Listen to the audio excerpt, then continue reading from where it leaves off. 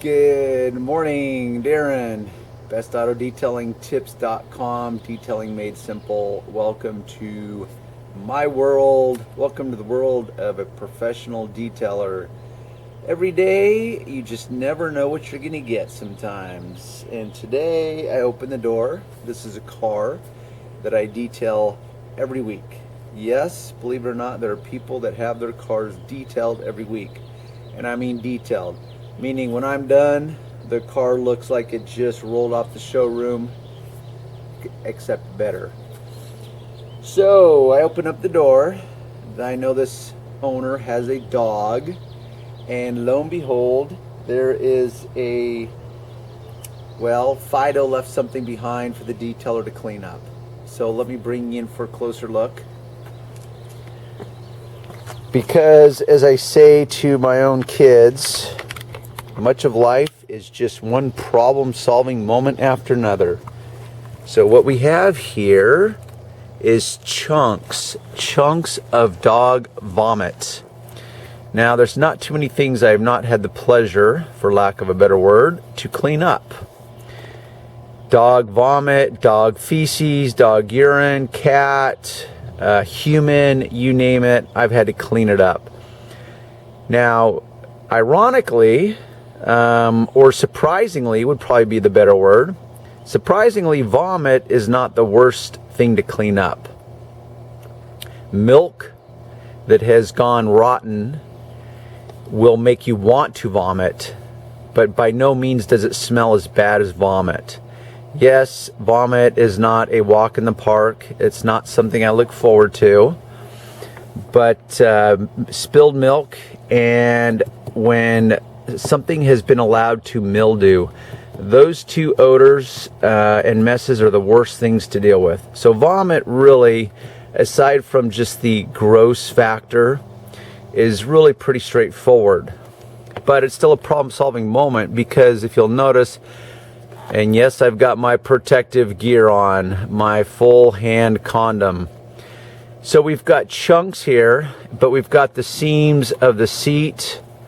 Fortunately, it did not go into the perforations. As far as I can tell, it looks like it's limited to from about here down. But we've got this track. Now this track, what I will do to clean this up is I'm going to actually saturate it with my cleaner, my Meguiar's all-purpose cleaner first. Let it dwell, let it soak, kind of start breaking down the chunks, mop up the chunks, and then just start cleaning as normal. So we've got like a heavy duty chunk pile here, and you can see, actually I can remove it. Lovely, yum yum. So I will remove the obvious chunks that I can pick up with my hand, toss them over into the garden. It can decompose over there. And I'm going to, like I said, spray this, let it dwell, start breaking it up. But with the runners, this is where it becomes tricky. I'm going to have to figure out which tools I can use to get underneath this lip of this runner here. Now, fortunately, there's this little channel here. So any liquids that I shoot into here, it's going to collect within this channel. I'm also got the car tilted at an angle, so every liquid's going to naturally run down this way instead of running uphill. Or if I had this car switched around and it was tilted in the opposite direction, it would run down further the tracks, and that would be problematic. So every situation you have to kind of pull back, look at what's going on, dissect it. So here we've got chunks, we've got, vomit, we've got seams to contend with. So you've got to kind of break it down into doable, actionable steps, and you have to do it in the most appropriate way so as to not either do some damage, create yourself a bigger problem, or deliver less than exceptional results. So I'm going to cut this, I'm going to let it dwell, I'm going to shoot my cleaner on it, and then we'll come back for some more fun. Okay, a little trick that I use is after I've doused it with my all-purpose cleaner from Meguiar's, I lay a damp rag microfiber cloth over it. What that does is it will prevent the cleaner from drying. Now this morning's rather cool here in Southern California. It's actually very overcast. It's first thing in the morning. So the drying time is not going to be accelerated due to it being hot or being in the direct sun. Regardless, it will start to dry as I start to work on the car, because once again, problem solving. I have a time frame on this car. I've got to get it done. So if I were to spend more time on this than is necessary, then I'm going to either fall behind on my schedule, which is not going to be good, because this customer needs to be running out the door at 9:15 sharp. So that's not good. So the point is there's always more than one way to do anything. So if I were to sit here and just deal with this and wait for it to dwell and wait for it to saturate and break apart, then I'm going to be wasting time. Right now, I can just spray it, put this wet rag on it, and allow the dwell time to continue to react to the vomit. And I can busy myself doing other stuff, come back here. It's still going to be wet and damp, which is what I want, because it'll break up and clean up rather easily. So I'm going to do this, busy myself, and then we'll come back. Okay, I've been letting it soak. Voila! So we can see pretty well that a lot of the bigger chunks that didn't come off originally have broken down. Now I can literally, this is still my wet rag, I can literally wipe it up because I have allowed it to dwell, and it has broken down the matter, the dog vomit matter, and there's still some chunks, probably based on the food that Digger the dog happened to eat.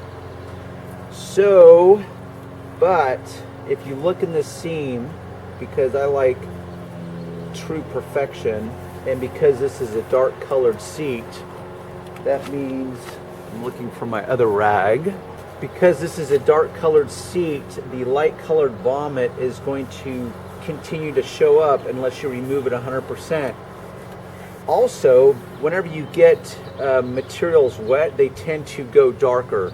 So that is still a little wet in there, and so even though I can see a contrast between the black or dark leather, I can still see that there's some vomit remains in there. Now as that dries out, it will only create a greater contrast, because that will dry to a lighter and lighter color. So I've got my bag of tricks, and in one of my other videos I showed you this cool little tool, which is really for your teeth. It's called a gum stimulator. It's got a rubber little tip. It's got a very pointed rubber tip, which is ideal for getting in these perforations if you need to. Or pretend this was your gums. Now I can sit here and get inside here with this. I've got, of course, my trusty toothbrush, and I can really pull the seam apart and scrub in here. So once again, detailing, like so many other areas of life, is problem solving. I've got a problem that presents itself. How am I going to solve it? That's one of the things I really love about detailing, is it's a lot of problem solving, and I relish in the idea that I can come upon a problem and solve it in a systematic approach, in a systematic way that produces superior results. So I've got this track under here that I have to get to. I know that these bristles can get underneath there, and because you have your track like this, and so the bristles will actually wedge themselves up underneath to an area that I can't even see with my eyes. But I know, because it was a semi-liquid spill, that it's going to go places that a dry, completely dry. Debris spill will not. So that's all those intricate little areas look like they're 100% clean. I can take my dusting brush now and finish it off. This area down here needs to be shampooed. Spray a little more. Scrub it with my scrubber. Get in with my toothbrush. I already pulled the seat back completely to expose the mess. And now I'm just finishing the last remains. And I have to do a visual inspection at different angles. You have to look at different angles and make sure that you are seeing everything that needs to be gotten or got, whatever the correct word would be. Okay, so let's pretend, well, let me back up. One of the things that most people underestimate when it comes to spills is how liquids respond and react. So we know that we have gravity. Gravity pulls things down to the ground. Okay, liquid is subject to gravity. So it will automatically go down, be forced down, and that's why it will follow the path based on how gravity dictates. Also with liquids is, and hence the adage of liquids or water takes the route of least resistance. So it will go and flow and take the course of least resistance. That's another variable. So what most people underestimate is how far liquids will travel.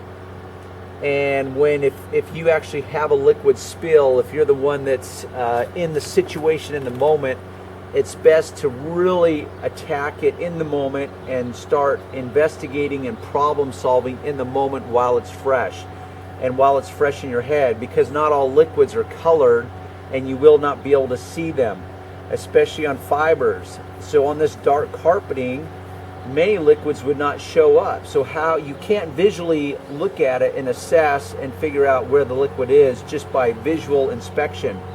So you may have to feel it. You may have to smell it. Yes, you may have to smell it. Now, as a detailer, I'm generally not called out immediately when a liquid spill has happened. So I show up. Often there's messes or spills that cannot be visually seen. So that's where I have to ask questions. It's like, okay, Johnny customer, where did the spill go? Because there's so many intricate, detailed parts of a car, there's so many places that liquids can flow and go to. There's also a phenomenon called wicking. And what wicking is where liquids will defy gravity and they will actually wick up. It's like the same concept of how a candle burns.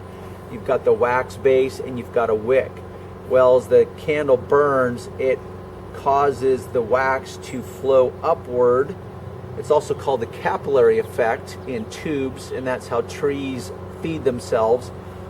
The smaller the tube, the natural tendency for liquids to flow upwards. It's a strange phenomenon, but it is what it is. So we could call it the capillary effect. Wicking effect has to do with the ability of certain porous materials, fabrics, whatever, to wick and pull the moisture up. It's kind of like just absorbing. Like if you were to take a paper towel and put water or some kind of liquid on the middle of it, you would see it quickly spread out and start bleeding out through the different fibers. So those are the many elements when it comes to a liquid spill. So let's say that this vomit moment did get some chunks and some debris and some liquid in this perforations. That would make it much more problematic.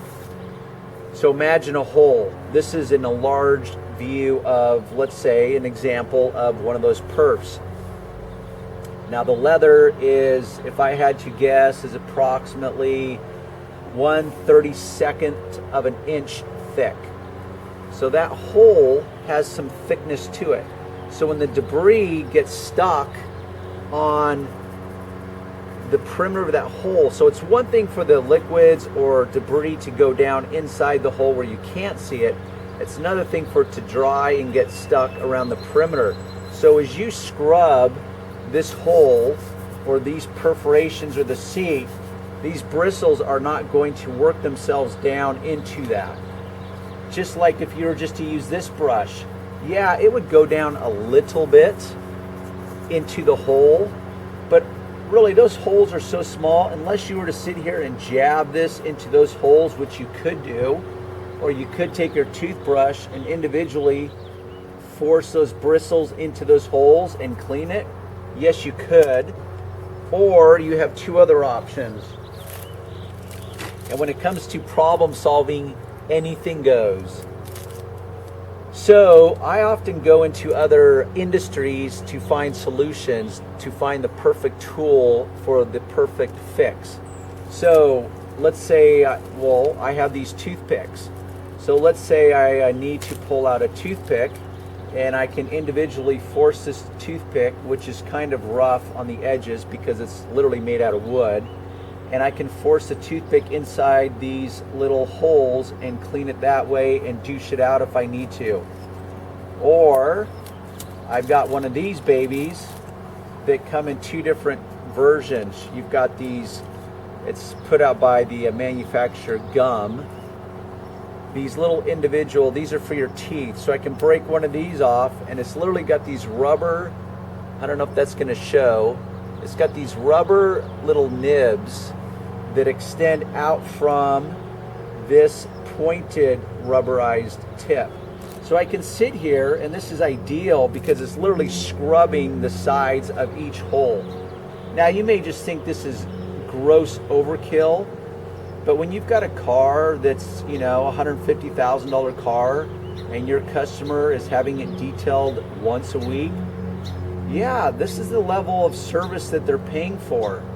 So you've got to be able to perform at a, you know, level 10. And because this is black leather, anything that dries light is going to just be exaggerated, because it's going to create such a contrast between the dark leather and the light colored leather. And the converse would be true if this was light colored leather, and let's say it was a coffee, some kind of dark liquid. The opposite would be true, where it would show that contrast. So yeah, you have to be that detailed. Well, you don't have to be, but in my world, that's what's required. So you've got this, this is actually a one with a handle on it. It's a little more heavy duty. You can replace the tip on it if you want. These are completely disposable. I keep both in my arsenal of tools in situations like this. Now, I did not have to use it, but I thought it would be a good moment where I could demonstrate that I had to go into the dental world in order to find the perfect fix if I had to clean these perforations. In this case, I did not. That's the good news. And at this point, this is clean. Now there's just debris around that I can vacuum up. Everything's clean. I'm also going to treat it with a antimicrobial solution.